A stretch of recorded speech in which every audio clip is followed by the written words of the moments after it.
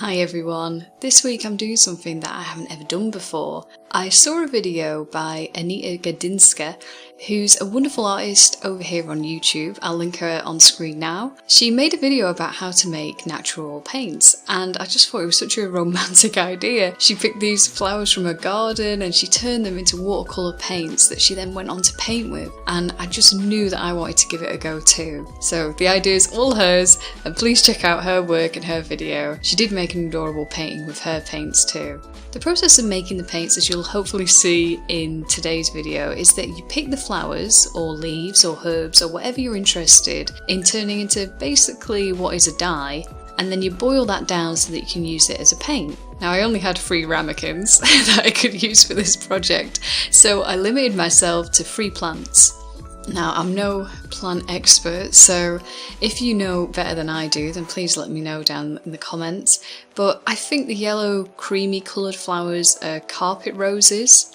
I think the pink flowers look a little bit like ballerina roses. And the purple leaves with that green underside look to me like royal purple smoke bush leaves.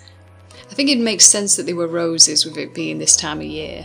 And those smoke bush leaves, by the way, they had a really strong smell when they were cut, like a smoky basil smell. It needs smelling vision to know how strong these smelled.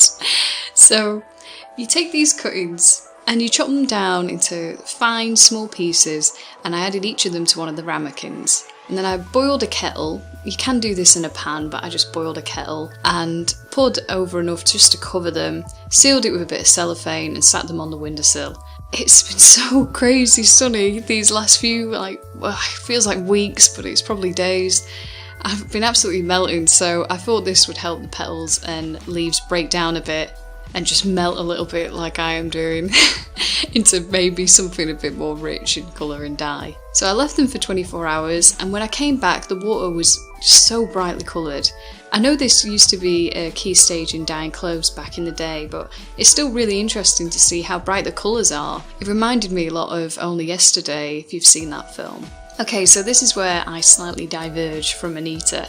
I decided to mix this dye with some gum arabic, and when I was looking at watercolours I kept reading that they suspend it in gum arabic, and to be honest, I've had a bottle of this stuff in my art drawer for years now and I've never touched it because I had no idea what I was supposed to use it for. But I learned that it basically suspends the pigment of paint, which when you're painting with watercolours means you can paint with it a bit longer, I think. But because the colour of the dye looks so bright but when it's painted it's so light and watered down, I thought the gum might add a bit of viscosity to the paint, maybe thicken it up a bit.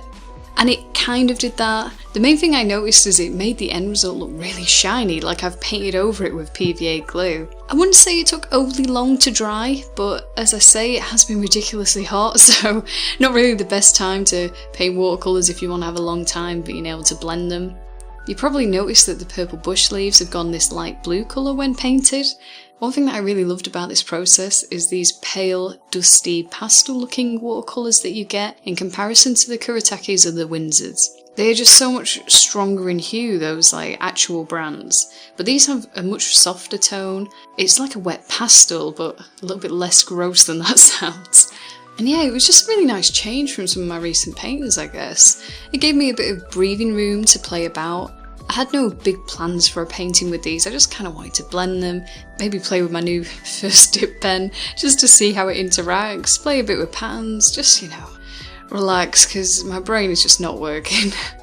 As you can probably hear from this voiceover. I think my favourite colour was the one that was created by the cream roses. That yellow has almost like a green undertone to it. It's also probably the brightest, which might be my taste coming through. The mix of gum arabic has given it a really almost metallic look in person with that luminescent shine, and I think the brush strokes look a bit more like globular too. Overall, I think this was a really fun idea to play around with. I could imagine maybe mixing some honey into it to change the viscosity of the paint, or even blending the mixture down if you had a blender to thicken it up and add a bit of texture could be interesting. If you're into doing little experiments, I think it's definitely worth a go. One thing Anita mentioned was that she felt a little witchy making these, and I couldn't agree more. Collecting plants and making them into paint to paint with. I don't know, but I guess it just really appeals to me. as you can probably see.